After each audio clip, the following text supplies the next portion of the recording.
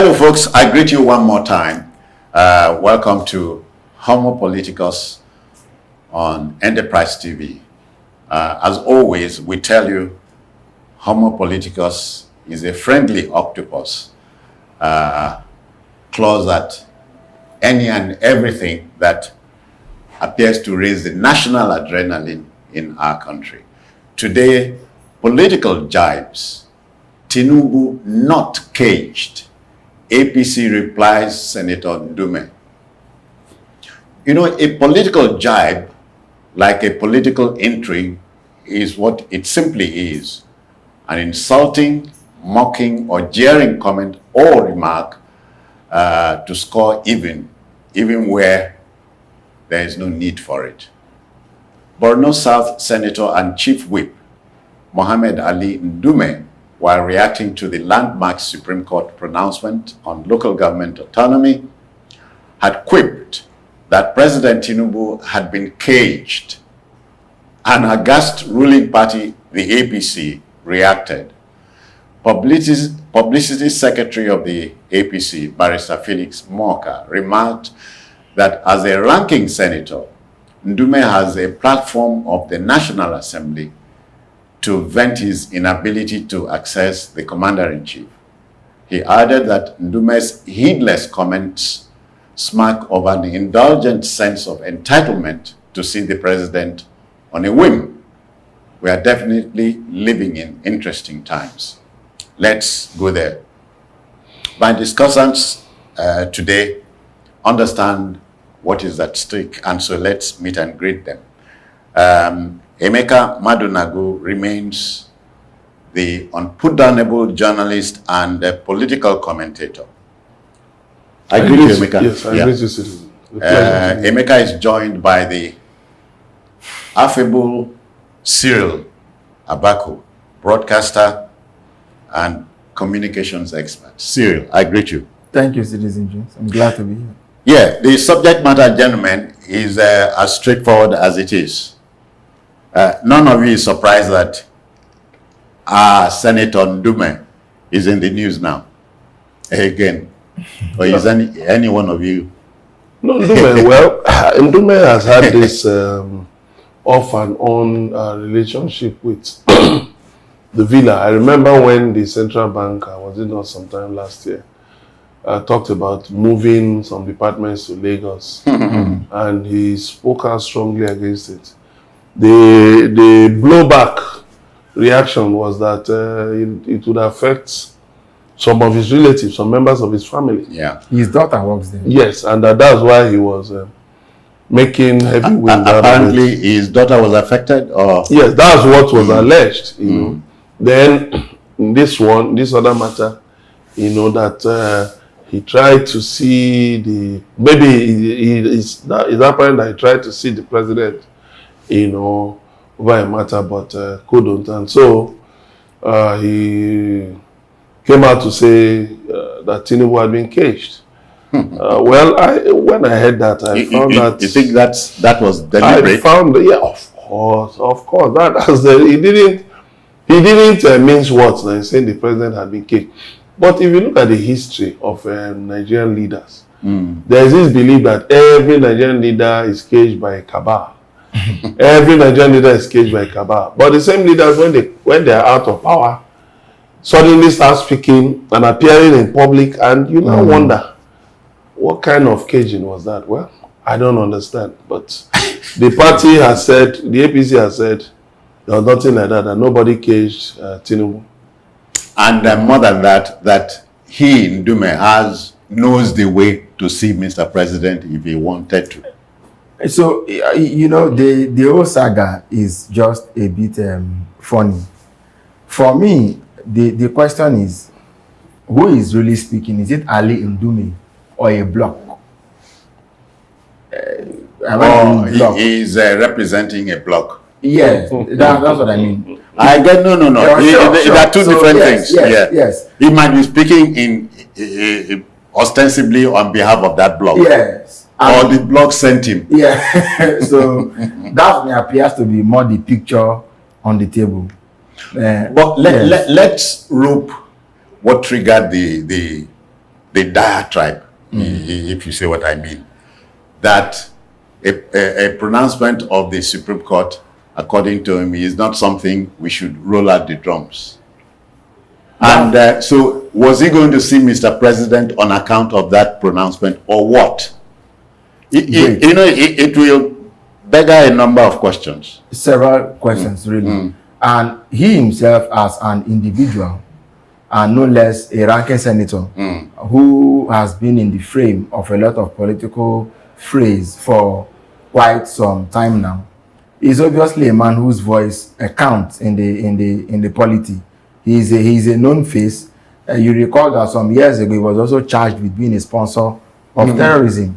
The recent incident in which 4 women were involved in suicide bombings in his own senatorial district. Again, it just goes to put him again in the spotlight. Not that he sponsored them, but or was alleged to have sponsored them. But you know, when one thing happens, it always raises more issues around who are. Really. So I mean, goes up. But coming back to the comment he made, Ali Ndume is not a stranger to power. He's been in Abuja now for a lot longer than his colleagues. Some of his colleagues. Did he want to see the president? Was he not able to see the president? And what really was it? And given the fact that he's a ranking senator, as a chief whip, the chief whip has, even if it is not a B-line, there must be a straight line. There are many channels he could have explored or exploited. And he expectedly knows them. Of course, he should. He should and would know them. So one is wondering again, why did Ali Ndume bring his battle to the public? There's a reason for it. And you see the word he used? He said the president had been caged. That the president was not aware of the sufferings of Nigerians. It is two things. It is either we agree the president has been caged and he's not the one responsible for what's going on in the country. For example, in Kenya, the president started firing people to the point he fired his entire cabinet. Ostensibly to say that the blame for the tax bill was not his own. Come from me. It didn't come from me. So that, because eventually when any government that runs out into unpopularity, will eventually look for scapegoats. That's classic politics. That's classic technical politics. So it is clear for anybody to see. Now Ndume has already come to throw the banter. Largely, I think Ndume speaks for somebody. He has come to say the president has either been caged or because he's not aware. Now, if you say the president is caged, tomorrow you cannot come and say that the president is not the one or wasn't aware of Nigerian sufferings. Let me take that off the table. The second point is this. We saw the vociferous opposition Ndume raised during the CBN and fan issues. The person who spoke was Abdul Ningi, Bauchi Senator, PDP. It was convenient for the northern political class because Ningi was PDP, Ningi was Bauchi, and Ningi was chairman of the Northern Senators Forum. To that extent, he perhaps may not be somebody who owed the president any kind of allegiance directly. So it was okay that, if you listen to the full transcript of Ningi's interview on BBC, it wasn't just talking about the CBN was not even an issue.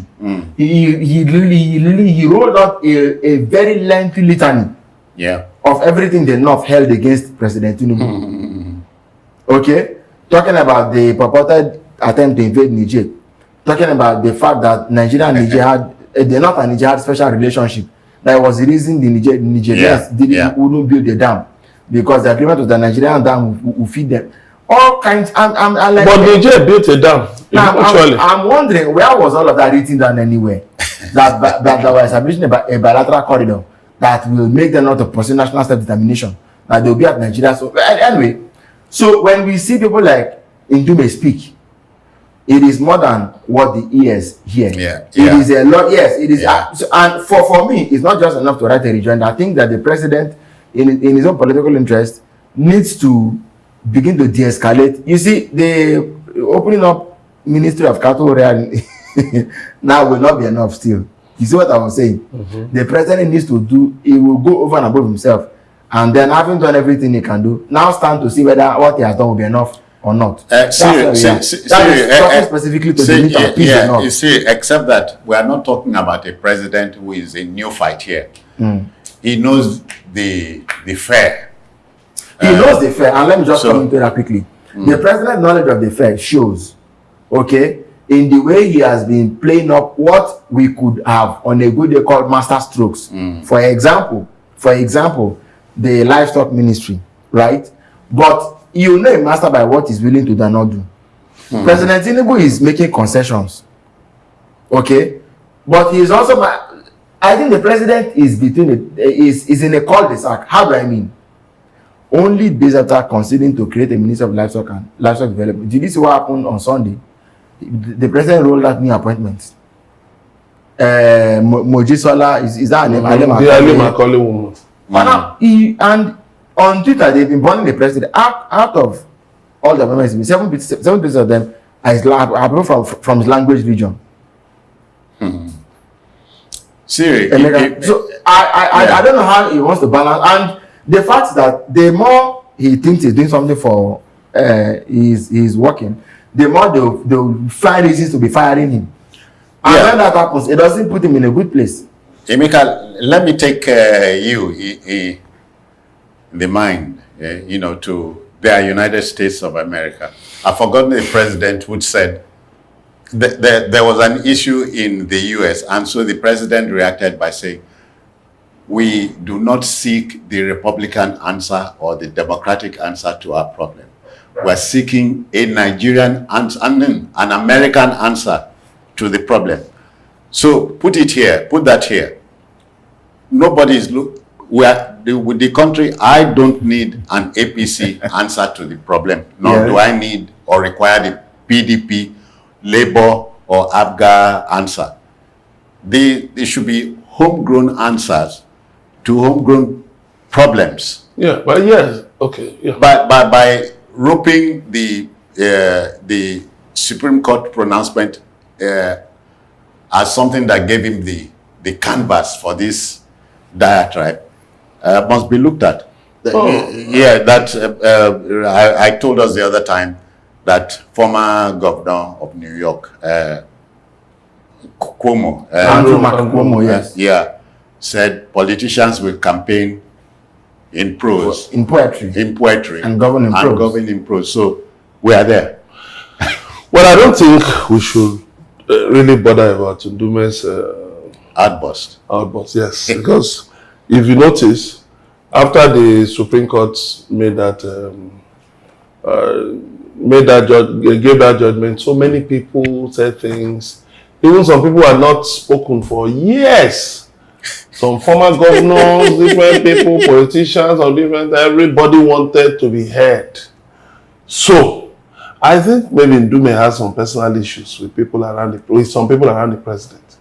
That's my takeaway from it, that he has personal issues with some people around the president. And so, he chose that, platform, that route, to vent it. Because what else are people talking about in the country other than the Supreme Court judgment? So that's to be expected from an old politician, old fox. Who knows the right time to just stir the chicken. The hornet's nest. The hornet's nest, yeah. So I did it because if you look at this, just some days after, Tinubu held a meeting with Labour, the leadership of organized Labour, a meeting he chaired. So maybe that was some optics by the presidency to show that Tinubu had not been caged, that Tinubu was aware, that Tinubu remains fully aware of what is going on in the country.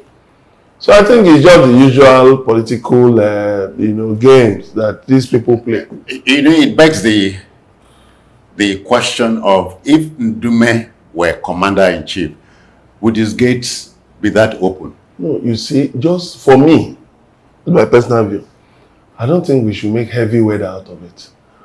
Because the times he was able to see the president, he didn't come out to tell us that the president was either caged or not caged. Yes. You see, politicians have a way all over the world. Politicians will only start crying when things don't go their way. Oh yeah. When they feel shortchanged. Yes, when they are in private meetings, party. You saw some the other day, Nyesom Wike, former governor of Abia, they sat and Wike in his usual funny manner was singing and all of that. When they are together like that, they won't tell us what they agreed on. But when the things they agreed on at that meeting do not favor some people, they'll suddenly come out and start giving us details. That's politics. Yeah, but my own, I think that there may be a reason the president needs to pay attention to Ali Ndume. Or if you like, play ball. Yes. And be uncaged. you see, in politics isn't always a game of logic. Isn't always a game of common sense. Isn't always a game of. They say it is a game of the possible. Yes, yes, and politicians will tell you that the things you pray for, the things you hope for, the things you wish happened, they, as politicians, people who make them happen. How do I mean? A politician is somebody who believes that if he can make something happen, he wouldn't expect too much for that thing to happen. Okay, so it's akin to what Senator Nwoko of Delta, that kite he flew. Yes. Let's create Anyama State and seed it to the southeast. Yes. So just to keep people talking. Yes. The politicians live in exigency. Now, why am I going here? If we have properly understood politics for what it is, the president must realize that Ali Ndume may be useful for helping to fight the war on insecurity, the war on terror. Because that advertisement of forced suicide bombers in one day, you don't want that thing to become the new talk of town. Yeah. This president will be scandalously discredited. All right, Emeka, let me drop this here. What Senator Ndume is doing, or sorry, what I was saying was that as a ranking senator, he's a community leader. Opinion leader. Yes. Yeah. He is the leader of thought. It means that he has a stake. And for those who believe that to end the war on terror is not just guns and boots, but about also using the thought sense and having to buy the community in and people together. So in that kind of milieu, you cannot overpass a senator, a ranking senator, sitting senator. It means Ali Ndume will have a role to play for the president in bringing peace. Citizen Jones, 4 female suicide bombers in one day. That's a lot to take in if it were to become. Okay. Emeka, what I was going to say is the dangerous Game of Thrones in Kano State, which has like a bug been beating Sokoto State, I expect the Ndumes of this life to say something. Don't you understand me? No, it doesn't concern him. Oh. Ndume, he cannot. So the Game of Thrones is Kano. Yes. And the other one is Sokoto. If you look at the geopolitical, it's out in the open now. If you look at the cultural, political, setup of the North, you'll find out that Northern politicians don't speak up on certain things. You can't expect a Kanuri to be talking about something that affects the Fulani. When Jonathan was president and Sambo was the national politician. Was the national security advisor. Okay. Sambo Dasuki. I thought you were talking about the vice president. No. Okay. Sambo Dasuki was the national security advisor. That was one of the things that worked against Jonathan. That you had insurgency in the northeast, Kanuri dominated. You now brought a Fulani as national security advisor to be handling. Otherwise, the clearinghouse for everything security.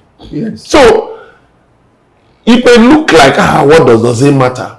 But you see, for people who take this is a country where people take advantage of every line, every dot, every crossing of things, everything matters to Nigerian politicians. So Emeka, sorry. So I don't forget. Tie what you've just said to the fact that when SLS, Sanusi was still at the helm in Kano, he was speaking to leadership, the Northern Intelligentsia, more so those who cared to listen. He wanted to be heard. Oh, really? But it reverberated across the Northern. Yes, now you know, citizen, what I'm trying to say is this. When you talked about culture and all that. Yes, Nigerian politicians are funny people.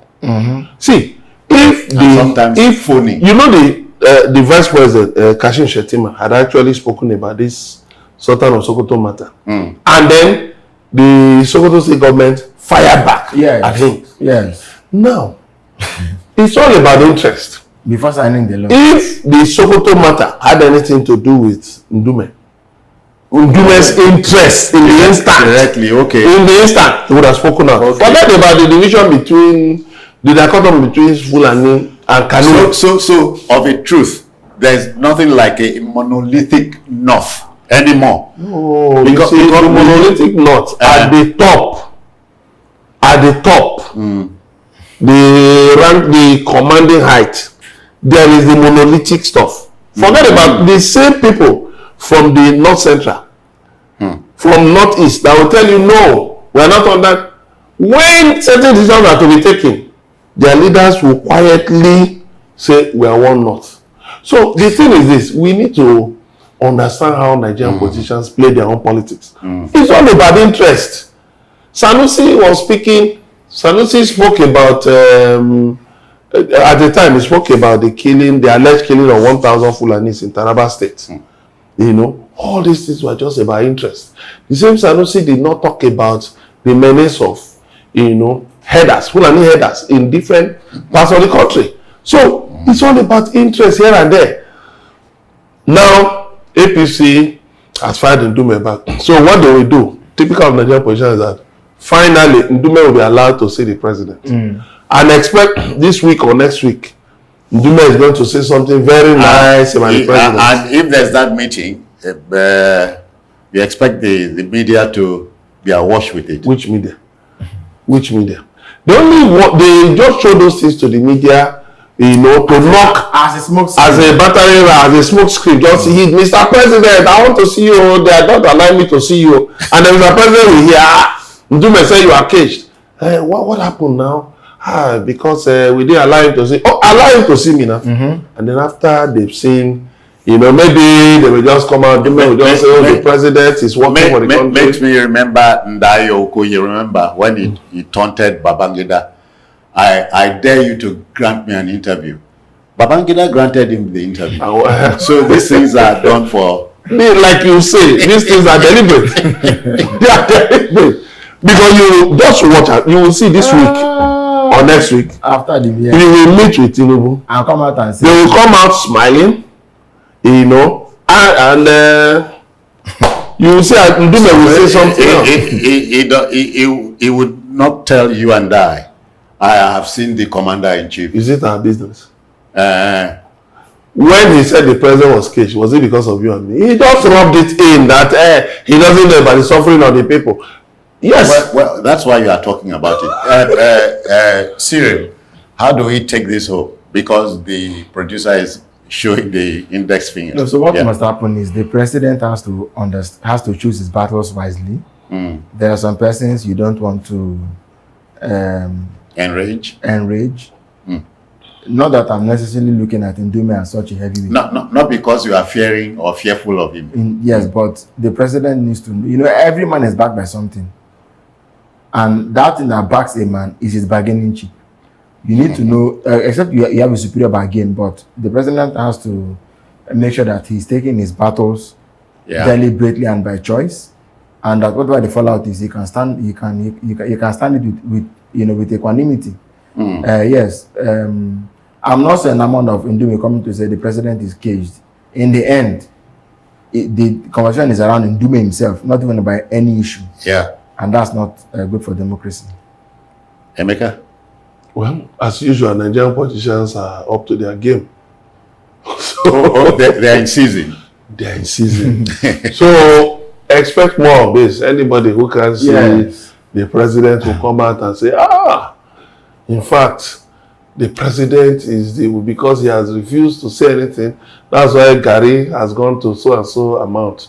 Yes, I know. You see, these people should stop using these things, to play on the intelligence of Nigerians. Yes. They're saying that the president is caged. It's actually a weighty allegation. But in the way he said it, it's very clear, just for personal interest, not because he cares about whether the president is caged or not. That's my own interpretation of everything. So they should stop playing on the intelligence of Nigerians. Because truly, Nigerians are hungry. Things are bad. So the president should also uncage himself and do more to alleviate, the plight of Nigerians. Time is of the essence. Yes. Okay. Let's apply the brakes here, gentlemen. I want to thank you very kindly, Cyril Abako, for your time. My pleasure. Emeka Madunagu, thank you very much for your time too. Thank you so much. So the debate, we have provoked the debate. Let it continue in your part of town. How do you weigh in on this? Do you think the president will be deliberately caged? If the answer is yes, to what avail? Why is he being caged? Should he be caged? And so on and so on. Until the next time, and on behalf of the Backroom Boys, this is yours sincerely, Citizen Jones Hussein, saying thank you for watching. Bye-bye now.